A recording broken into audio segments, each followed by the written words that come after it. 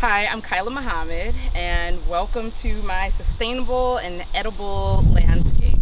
The reason that we did the rain garden right here in this location is that we get a lot of water on our property.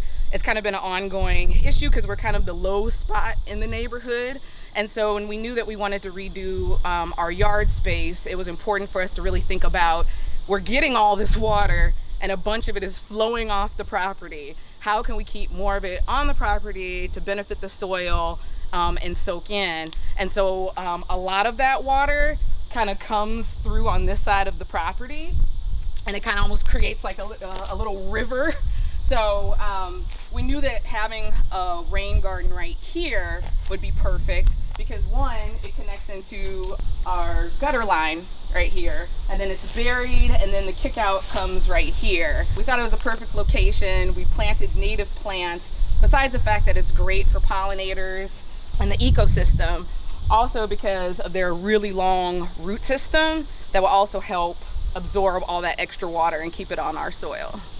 So another aspect to the yard project that we started last year is we also installed this clover bed that also features different native plants and other beneficial plants for the 2 Stella cherry trees that we also put in. So we're trying to optimize our landscape both for edible purposes, but we also want to be mindful of using plants in a way that they help support each other, and you don't have to keep bringing in extra things to nourish them. So with the clover bed, one of the main functions, first of all, is we originally had just grass all through here, and we know that grass is very expensive to maintain, and it takes a lot of water and everything, and fertilizer and things to keep it happy. So we wanted to remove out the grass and put in something that was more of a ground cover that was also beneficial to us as well as the ecosystem and the plants. So we landed on both red and white clover.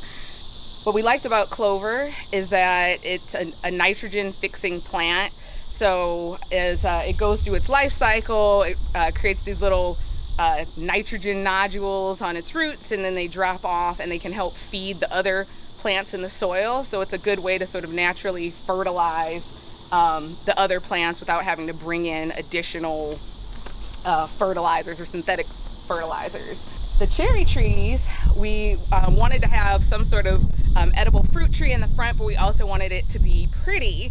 And cherry trees we think are beautiful.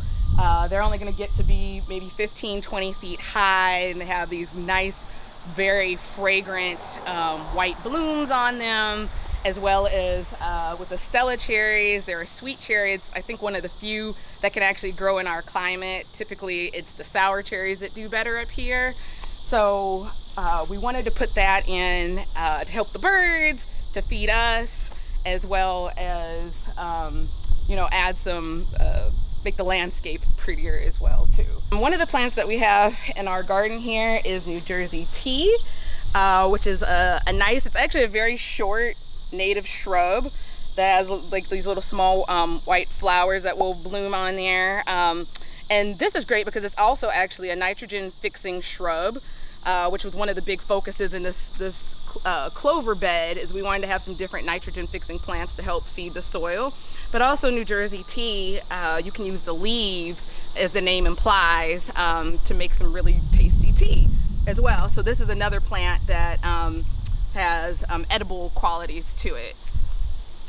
We also have in the clover bed, we have yellow coneflower, which we thought would be a good addition because the coneflowers are one of our great native plants to the area that a lot of people recognize. We picked the yellow one to kind of give it a little bit of burst of color. The coneflower does have really deep roots, so again, it's really helping to kind of condition that soil and keep it loose and stop it from compacting.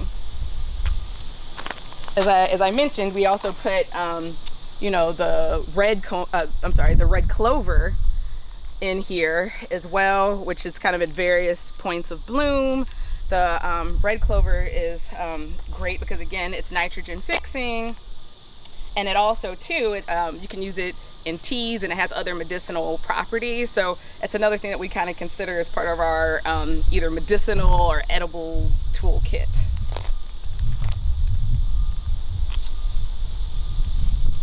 We also have wild columbine, which it's out of bloom right now, but you can kind of see the difference in the leaves here from the clover.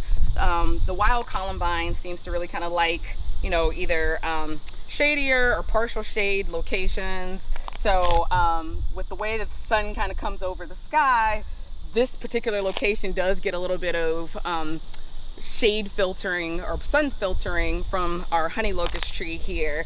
And we put it in the front because we think it's a really cool plant. It has like a really nice kind of pink, red, and yellow kind of like bell flower. So we thought it was kind of like a nice point of interest thing for particularly as people are walking along the sidewalk. You know, it kind of gets your attention.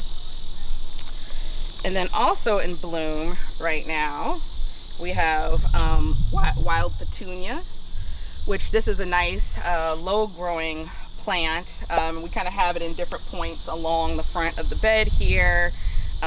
Again, you know, we were trying to, as well as, you know, having the clover in the bed, we wanted to have different native plants that are going to benefit, you know, the ecosystem and the insects and the pollinators and things like that. As well as, like I said, we're trying to kind of mix up the different seasons of interest with the different plants. So that's what we're doing here as well. We also have yarrow. It has all sorts of really great medicinal properties. You can, you know, use it as an herb. It also helps, you know, speed wound healing faster, or makes your blood clot faster if you have a wound. And the pollinators love it as well. So another aspect that we incorporated into our edible and sustainable landscape project is we also installed a fruit hedge. So what we had here before is we had a bunch of like 40-year-old overgrown yew bushes that weren't really doing a whole lot for anybody or anything. So we took those out and we installed a number of different fruit hedges or plants. So the first one is actually the goji berry bush. As you can see already, it gets lots of pollination activity. You know, goji is kind of another one of these super fruits with lots of antioxidants. And I think if we look, we might be able to see its beautiful, oh, through there, some of the beautiful berries are coming in. So yeah, so they're great to dry them, and then you can add them to, you know, all sorts of cereals, or, you know, I put them in granola, all sorts of different things. So it's great, and it's a versatile plant. Here we have actually a red currant. This red currant is Hero's red currant.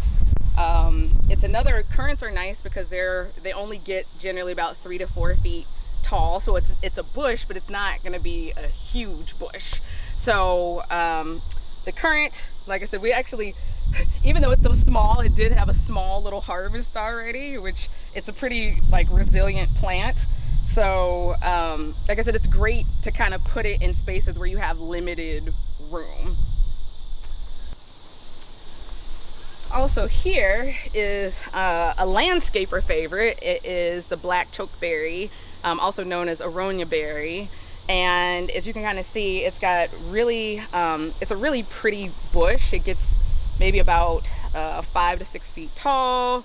It has these very dark berries that grow on it that again are also supposed to be great, have a great number of antioxidants. The reason for the name chokeberry though is that although you can eat these berries fresh, like what my son likes to do, and he swears they're amazing, most people find when you bite into one that it's very mouth drying and kind of tart. So what I like to do with them is freeze them and then put them in smoothies and other things that I mix with other fruits, so you get that benefit without the dry mouth effect. And then here are two young blueberry bushes that we put in. Blueberry, particularly like in our soil, which is heavy clay soil, they are known to be kind of temperamental because blueberries tend to really like highly acidic soil. So what I was trying to do, because my family was like, we need some blueberries, is I tried to find a couple varieties that are way more tolerant of our soil type versus trying to get blueberries that need the highly acidic soil, and then we're constantly trying to bring in amendments to keep it acidic, because we want to try to work with what we have. So this is actually Rica blueberry, and then this one is Patriot blueberry, and having the two different types of blueberries helps it set more fruit, you know, as it matures. And so far they're looking pretty good given that they're pretty young. And so our hope, though, like I said, is that we pick two varieties that are gonna do much better in our with our soil type than your typical blueberry over time. And then next we have the Beast, which is our thornless blackberry. This, I mean, it's hard to believe this is like a year old and growing, but as you can see, it's really taking off. And I guess another thing I should mention is this plant seems to really benefit from, we buried our gutter line under the soil here, and it's kind of got like perforations where it's letting out underneath all these different bushes, but the end of the line is right here at the gigantic blackberry. So it really seems to be benefiting from that underground irrigation that we put in. But as you can see, the fruit sets on 2-year-old canes, which you can kind of see it's you know, really vigorous. And so it's been great so far, but it is one that we have to kind of keep an eye on in this setting from letting it get too out of hand. But yes, great sweet blackberries. No one's going to complain about that. And then we have lavender. So one of the things that we also kind of designed for here are for scents throughout the garden and the yard space too, because we kind of want it to be a multi-sensory experience. And so we also kind of thought about different plants that we wanted to put in that smell nice, as well as serving, again, other functions. So lavender fit the bill. Lavender smells amazing. You can, you know, use the flowers and things, you know, in teas and things like that. The bees go crazy over the lavender as well. And so, like I said, when you just step out on their doorstep and you get a whiff of that, it is instant, like, mood boosting. As well as right next to it, this is actually one of the prairie dropseed plants that we put in. And prairie dropseed, when its flower stalks, if you will, come up and start to dry out, it kind of has this buttered popcorn smell, which again smells amazing as you kind of enter the fall. So those are the highlights of my fruit hedge. So another part of our whole yard design is also really trying to capture the water as best we can that falls on the property. So, you know, part of that is the 2 different rain gardens that we installed on the property, as well as diverting and routing some of our gutters to locations that are going to help feed the plants that we've planted.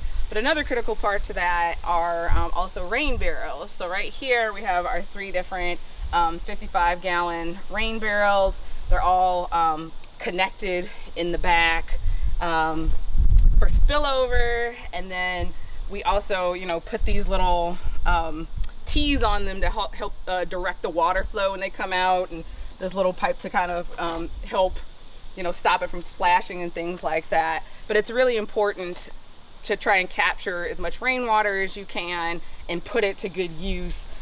Another thing that we hope as we kind of continue this project over the next, you know, year or two, is we want to also expand rain barrels at a couple other of the gutter locations on our property, so we can capture even more water. Welcome to our edible and sustainable backyard space. When we put together this design, we wanted to have, a number of different components. And both we wanted an area for our annual crop growing, as well as, install places for our pollinators, as well as just kind of be mindful about having different spaces for the different trees and shrubs, and thinking about how we organize all those different elements. So what we're standing in right here is our main raised bed section. This is primarily for mostly for the annual crops that we grow. We wanted to put 6 of the boxes here to really capture the southern exposure sunlight that we get, because most of these different plants really want full sun to grow. We thought this would be a really good location, and it's close to the house, because that's another thing that we're thinking about with the design, is how frequently are we going to have to be tending to these different areas. And so, the areas that we know that we're going to be going to more often, we want to have closer to the house. So along with that, we have our herb garden, which we have lined with rocks over there by the windows. The herb garden really is featuring primarily perennial herbs, which was another thing that was important as part of the sustainability project, is trying to make sure that we're putting in as many different perennial plants and shrubs and trees and things that are going to continue to yield dividends without having to replant every year, and it's less intense on the soil and disrupting it and things like that, and it's just less work for you. So also over here we have a newly planted pollinator garden. We've put in roughly 50 different plants over there that really pollinators love. You can also see we have our composter readily available nearby the spaces where we think we're gonna need to use it most.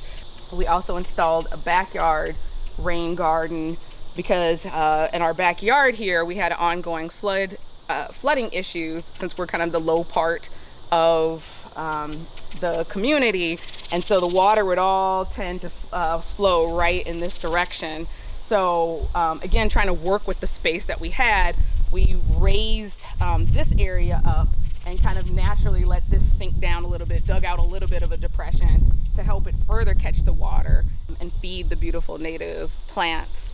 Another aspect that we put in is along the side here, we have hugelkultur beds, little small ones that we put in. Hugelkultur beds are just kind of like these raised mound systems that you put like old logs and twigs and grass clippings and compost and things like that. You kind of layer them all up, and the thought is that over time it's going to slowly release out and feed your different shrubs and plants. So it's like a built-in fertilization system, slow release fertilization system.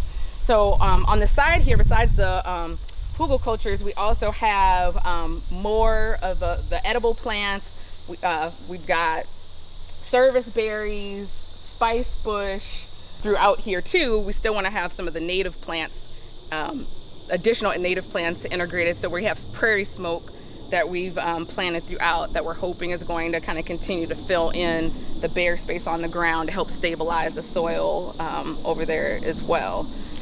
We also, way in the back corner over there, have what we call the alternate pollinator garden. It's just an additional space that we allow some of the taller, wilder plants and things to grow. We've also kind of installed other edible or medicinal plants along the back fence. We've got black haw viburnum, as well as elderberry back there, and also thimbleberry. And we also try to put in other elements as well that are going to help the ecosystem. So we've got our little bubbling bird bath that's solar powered, as well as we've put in one bird house that's already the home to some house wrens and their babies, and we're going to put in probably another bird house, as well as probably a couple mason bee home things as well. It's a little intangible, like the benefits of growing and eating your own food. It just always tastes better when it's coming from your own garden or your own yard. So there's that benefit, but then also too, planting native plants or plants that are great for pollinators and wildlife is super important too. You know, the ecosystem doesn't exist in a bubble. Everything is all connected. I think there's a lot of opportunities for us to use our yard or our garden space to feed ourselves and nourish ourselves, as well as, you know, nourish the ecosystem and the wildlife. Turf grass alone doesn't really allow for that.